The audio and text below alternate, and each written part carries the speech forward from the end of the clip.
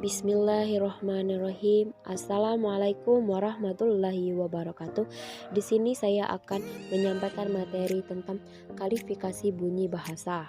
Saya Eliza Selenia, NIM 2011290040 dari Prodi Tadris Bahasa Indonesia semester 2, dosen penggampu Dina Putri Juni Astuti MPD. Oke, kita lanjut ke pembahasan. Yang pertama yaitu peta konsep.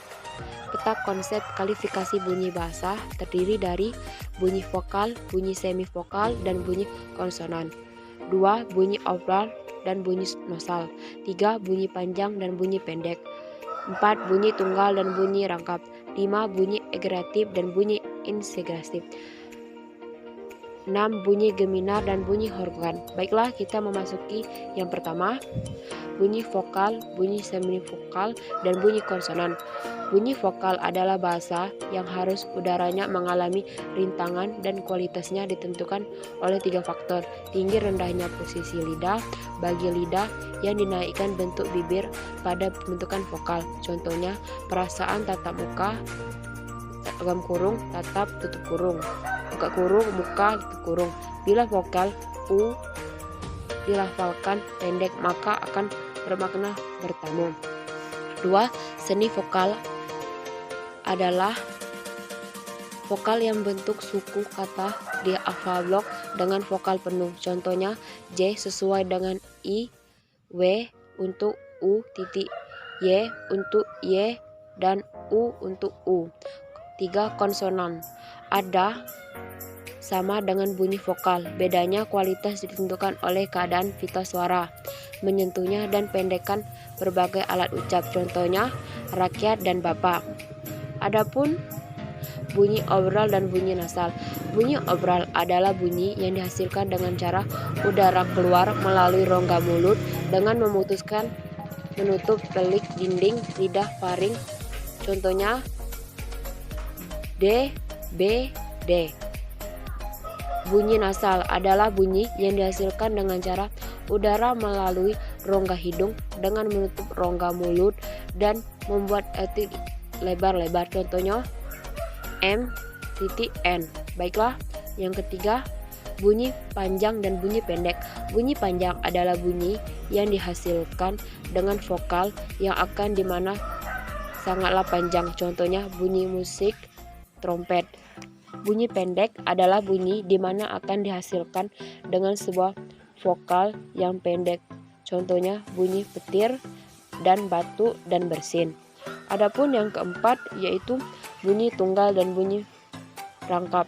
Bunyi tunggal adalah sebuah bunyi yang terdiri sendiri dalam suku kata. Bunyi rangkap adalah dua bunyi atau lebih yang bergabung dalam satu suku kata.